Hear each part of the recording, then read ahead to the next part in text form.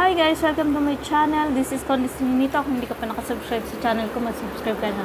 And hit the notification bell. So yun guys, kailangan natin ng kalabasa. Ayan, pakulo tayo ng kalabasa para sa ating mga tuta. Sinabay ko na yung kalabasa sa pagkain ng malalaking aso ko.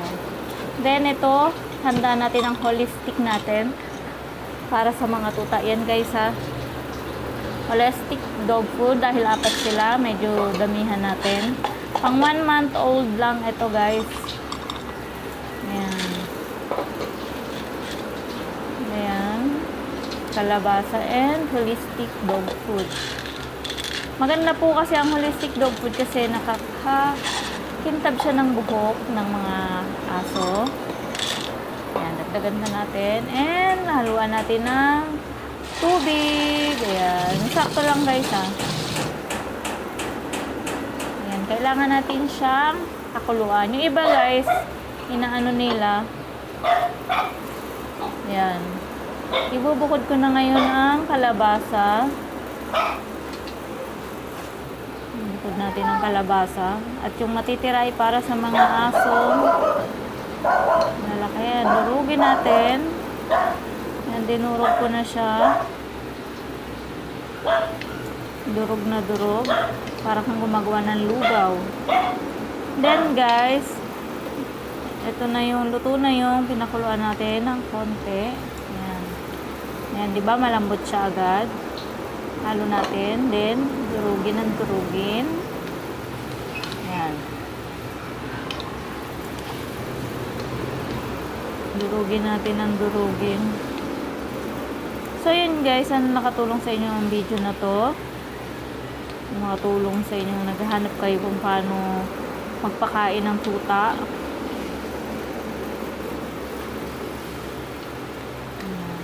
Kailangan guys kasi malambot ang pagkain ng tuta dahil masailan pa ang kanilang tiyan.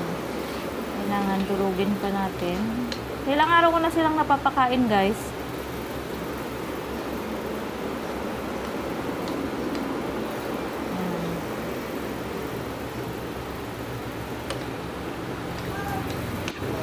So, kalabasa lang. Pwede rin natin haluan guys ang malunggay. Ayun, pakulo tayo ng malunggay.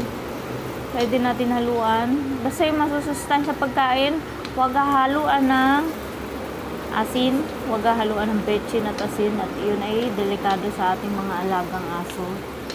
So, ayun na guys.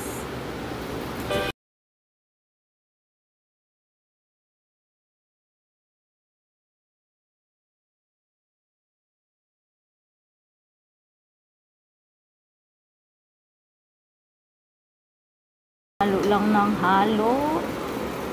Ayan. So, ngayon, dadali sa mga tuta.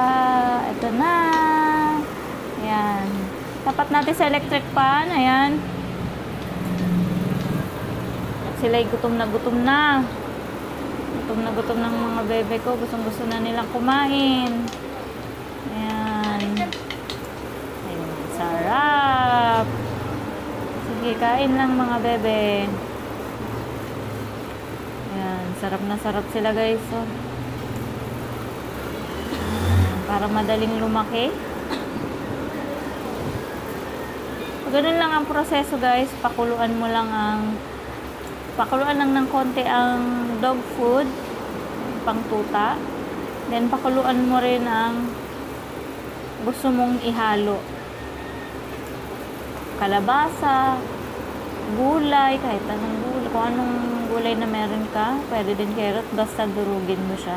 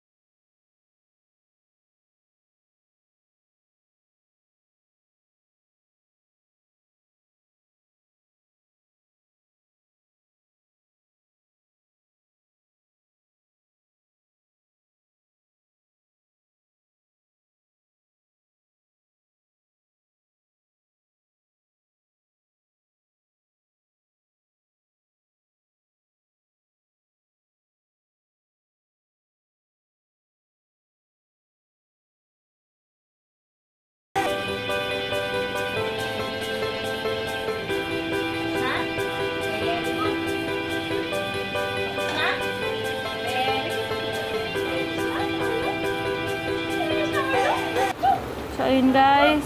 Tapos silang kumain. Yan, enjoy na ang mga bebe ko. Busog na busog. Busog ba? Ha, Douglas, huwag ka dyan.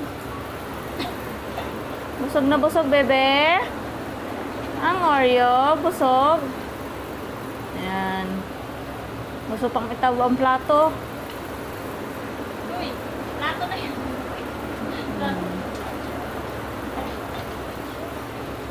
Chanel, huwag mong itaw ang plato. Inom na kayo ng tubig. So, ayan. Inom na ng tubig. At gustong dumede na naman.